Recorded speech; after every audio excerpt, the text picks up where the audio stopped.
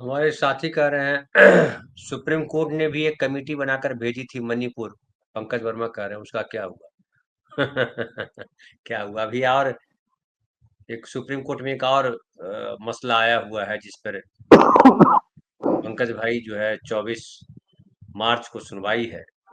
दोबारा लिस्ट की गई है सुनवाई के लिए। उसमें यह था कि जो एक वीडियो लीक हुआ, उस वीडियो में कहा गया कि वो जो एन वीरेन सिंह है उनकी आवाज है और वो हिंसा को भड़काने की बात कर रहे हैं।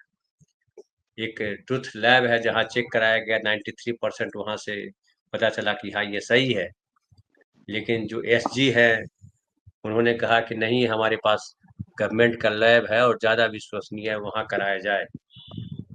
तो जो सेंट्रल फॉरेंसिक साइंस लेबोरेटरी है CFSL, वहाँ वो भेजा गया है और 6 हफ्ते के भीतर जो है सुप्रीम कोर्ट ने मांगा है कि क्या सच है बताइए। इसके पहले इसकी जो सुनवाई कर रहे थे उसमें 2 जज, CGI संजीव खन्ना और जस्टिस PV संजय कुमार।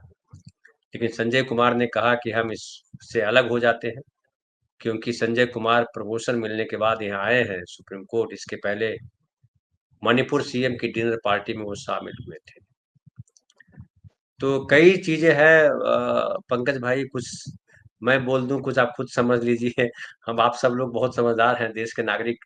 कुंभ से जब अगला जन्म जब सुधार सकते हैं, पिछला जन्म सुधार सकते हैं, तो ये तो इसी जन्म की बात है, कुछ साल की बात है। सब समझदार लोग हमारे देश में है, क्या खोल करके बताना। मैं आता हूँ जम्मू भाई आपके पास। हमारे एक साथी कह रहे थे कि आलोक पांडे जी के कमेंट हम प्रायः नहीं ले पाते हैं। आज बड़ा शालीन कमेंट किया उन्होंने। मैंने कहा कि आलोक पांडे जी ऐसा कमेंट कीजिए जो मैं कह सकूं, पढ़ सकूं। बोला सर गुस्सा गुस्सा आता है कि उसके अलावा कुछ निकलता नहीं है, क्षमा चाहता हूँ। तो चलिए धन्यवाद, आज आपने मान लिया है। उन्होंने कहा कि वीरेंद्र सिंह को जेल जाना चाहिए, इस्तीफा तो सिर्फ नौटंकी है। इस्तीफा नौटंकी तो किसने? वीरेंद्र सिंह ने नौटंकी नहीं की है, नौटंकी करवाई गई है। लेकिन जम्मू भाई ये सवाल तो बड़ा सही है, इतनी हत्याएं, इतना लंबा जलाया गया, क्या कहेंगे? इस्तीफा से काम चल जाएगा देश का, न्याय व्यवस्था का, देश के नागरिकों का, संविधान का, लोकतंत्र का? भाई, देश के प्रधानमंत्री स्वयं इस देश के अंदर जो आंदोलन हो रहे हैं पिछले कई वर्षों से, उन्होंने किसी भी आंदोलन की सूद नहीं ली है। 750 किसान शहीद हो गए सड़क पर, प्रधानमंत्री ने कुछ नहीं बोला। महिला कुश्तीगार लड़ते रह गए, विश्व गुरु ने कुछ नहीं बोला। उधर गुजरात में बिल्किस बानो के बलात्कारी, वहां की सरकार ने अच्छी रिपोर्ट बना के उनको रिहा कर दी और सत्कार बीजेपी ने के लोगों ने किया, प्रधानमंत्री ने कुछ नहीं बोला। उधर छात्र संघर्ष करते रह गए पिछले 10 साल, चाहे भागलपुर यूनिवर्सिटी हो, चाहे दुर्गापुर यूनिवर्सिटी हो, चाहे JNU हो, चाहे आपकी हैदराबाद की यूनिवर्सिटी हो, जाने कहाँ कहाँ इतने छात्रों ने आंदोलन किया, विश्व गुरु ने जबान नहीं खोली। जब देश का मुखिया इस प्रकार के मापदंड सेट कर रहा हो कि जन आंदोलन हो या फिर कहीं अशांत माहौल हो, उस पर कुछ नहीं बोलना चाहिए। नहीं बोलना चाहिए यहाँ तक ठीक, लेकिन उसकी थोड़ी बहुत सूद भी नहीं लेनी चाहिए। मानो ऐसे बर्ताव करो कुछ हो ही नहीं रहा, सब तो मस्त जो है बगीचे में सब ठीक ठाक चल रहा है, बढ़िया लोग घूम रहे हैं, कुछ हो ही नहीं रहा इस देश में। भाई कहाँ परेशानी है, क्या है? कुछ नहीं। नोटबंदी के समय खुद के पैसे को निकालने के लिए 150-200 लोग मर गए, विश्व गुरु ने कुछ नहीं बोला, संवेदनाएं व्यक्त नहीं करी। कोविड के जमाने में लाखों लाख लोग, हमारे माइग्रेंट वर्कर्स मतलब हजारों किलोमीटर चलते चलते किसी ने दम तोड़ दिया। एक तो लड़की बस अपना घर शायद 3 किलोमीटर में था, दम तोड़ दी।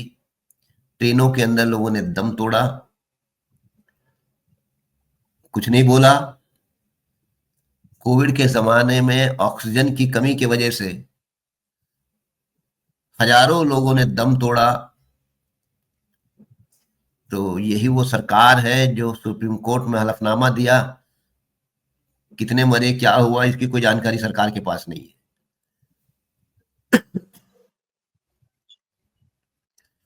ते मतलब जिस देश का प्रधानमंत्री इतना असंवेदनशील हो, तो उस देश के अंदर हम, जहां बीजेपी की सरकार है, वहां के मुख्यमंत्रियों से संवेदनाओं की उम्मीद क्यों कर रहे हैं? जिस दिन ये बात तय हो गई कि जलते हुए मणिपुर पर देश का प्रधानमंत्री विश्वगुरु एक शब्द बोलने को तैयार नहीं, मणिपुर में जाने को तैयार नहीं, मणिपुर की आग को बुझाने को तैयार नहीं, मानो कुछ हो ही नहीं रहा। तो जब ऐसे निर्लज्जता के, असंवेदनशीलता के, मतलब एक पैमाना अगर देश का प्रधानमंत्री सेट करता हो, तो हम कैसे बीजेपी के शासित राज्यों के मुख्यमंत्रियों से संवेदनाओं की अपेक्षा कर रहे हैं? हो ही नहीं सकता।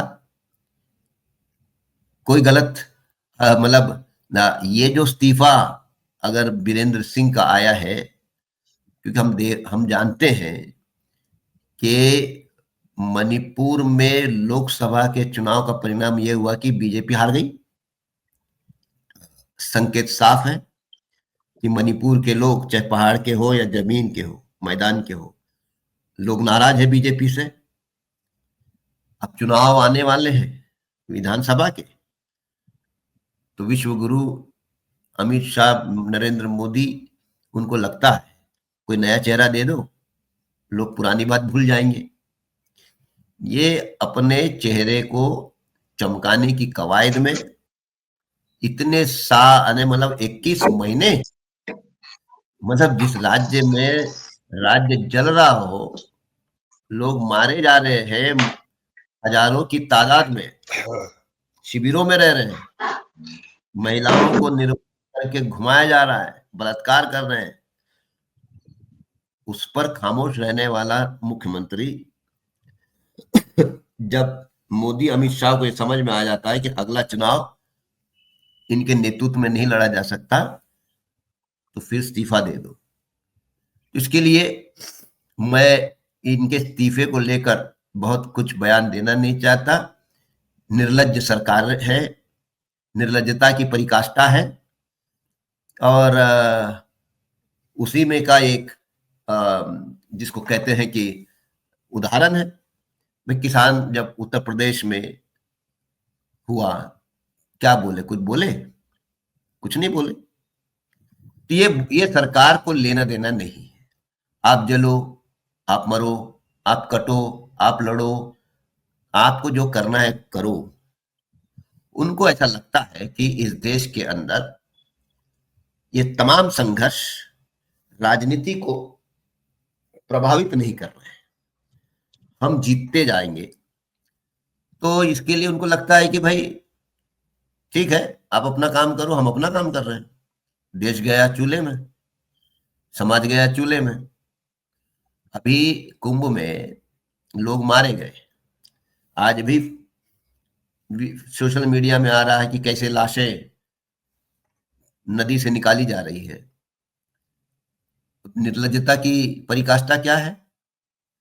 संवेदनाएं मृतकों के प्रति व्यक्त करने के बजाय, और ये कहने के बजाय कि नहीं, हम वहां सब जो व्यवस्था है उसको और चुस्त दुरुस्त करने के लिए हम अलग से बात कर रहे हैं। नेहरू के जमाने में क्या हुआ, उस समय कितने मरे थे, आज तो कम मरे हैं। मतलब ऐसा प्रधानमंत्री किसी देश का हो उस देश के अंदर कम से कम उसकी पार्टी से किसी भी प्रकार की, जिसको कहते हैं कि एक स्टेट्समैनशिप या एक संवेदनशीलता का बर्ताव की उम्मीद करना, मेरे ख्याल से ये हम लोग की गलती है। जनता अंततोगत्वा, मुझे ऐसा लगता है, वही बलवान है। वो इन सरकारों का अनुभव ले, वही दंडित करे, और हम और आप लोगों की आवाज बने, और उम्मीद, जिसको बोलते हैं रेज ऑफ होप, उम्मीद की किरणों को जो है वो जिंदा रखे। इसलिए मैं समझता हूं कि ये मणिपुर, बीरेंद्र सिंह का जो इस्तीफा है, ये पॉलिटिकल भी नहीं है, ये कन्फेशनल भी नहीं है कि मैं अपने राज्य को संभाल नहीं पाया।